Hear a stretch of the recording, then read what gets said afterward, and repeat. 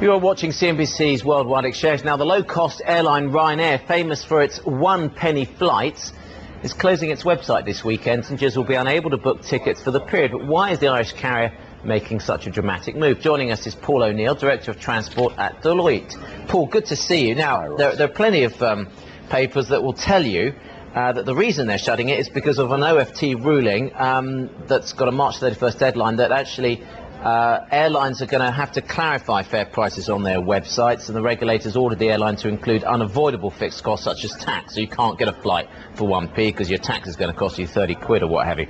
Now, Ryanair have told us that is clearly not the reason that they're closing their website this weekend, and bear in mind all their telephone lines. But so what's going on here? Why are they doing it? Are they being disingenuous? Well, I have huge regard for Ryanair's PR management.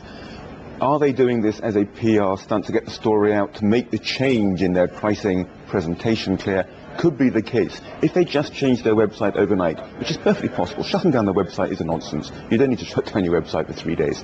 If they just change the pricing declaration, so instead of seeing 1p as a headline, we now saw £15 tax and 1p, then people will be a bit shocked. By making a big fuss, they're making it clear our prices haven't changed. We're just now declaring the tax plus our own fare. So I think maybe that's what's going on. But it's costing them 20 million to do that. Yeah, I was going to come on to that. I mean, shutting down your booking system for 3 days, is, whatever they say, must have an impact, mustn't it? Yeah, but you and I, we're talking about it now. Lots of people are talking about it now.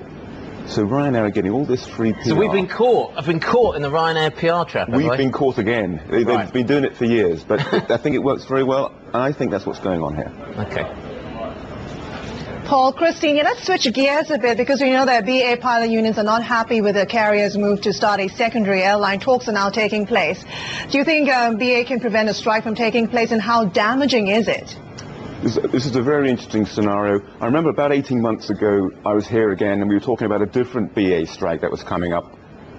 And on the show, I said, I think there are two smart sides in this debate, and they'll probably find an amicable solution. 2 hours later, they issued a joint press statement saying, we've resolved the issue, there's no strike. And I think that's probably what's going to happen here.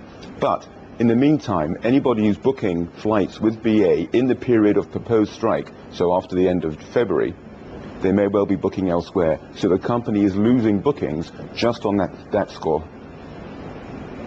Paul, Brian Shackman here in the U.S. All the talk in the States right now is about consolidation to survive. Northwest and Delta on the forefront of the merger news, and Continental and United might follow. What's your take on whether all this consolidation will happen and what the impact will be?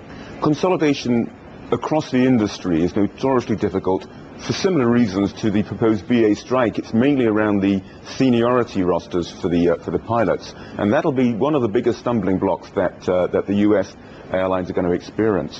What we're also seeing in the US is strong interest from outside. So the vehicle Air France KLM are also looking at playing a part in the musical chairs, the M&A in the US, so that they don't lose their alliance membership and the strength of that offers in the market. So I think there's an opportunity that certainly M&A could happen.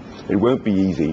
What we really need is for an M&A process to take some capacity out of the market, and we've not really seen that happen in previous airline M&A. Yeah, this is interesting, this, because we've seen some reports here that Air France KLM, you would like to joint venture with Delta and Northwest after they get together. How powerful would that, I mean, what would that joint venture be? Is it more than, would it be more than code-sharing, and how powerful would that sort of transatlantic tie-up be? There are three main alliances, and Air France leads one of them.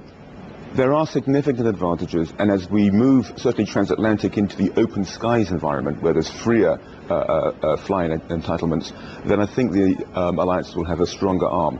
So Air France to some extent is just ensuring it doesn't lose its US partners in its alliance through some M&A for domestic reasons in the US. So I think it's partly a defensive move, and if it works, the defensive move could prove to be hugely powerful, more so than their current alliance. And are we going to see, finally, a lot of airlines like BA saying we're now going to offer competitive routes from cities we don't normally operate in? So we're going to do a route from Paris to New York, we're going to do a route from Germany, or Lufthansa say we're going to run now from Heathrow to New York, and American Airlines doing the same. Is that going to be what happens? We're seeing the plans for those being laid already. I think we're looking at BA, for example. We're here in the UK, BA running out of France or Belgium.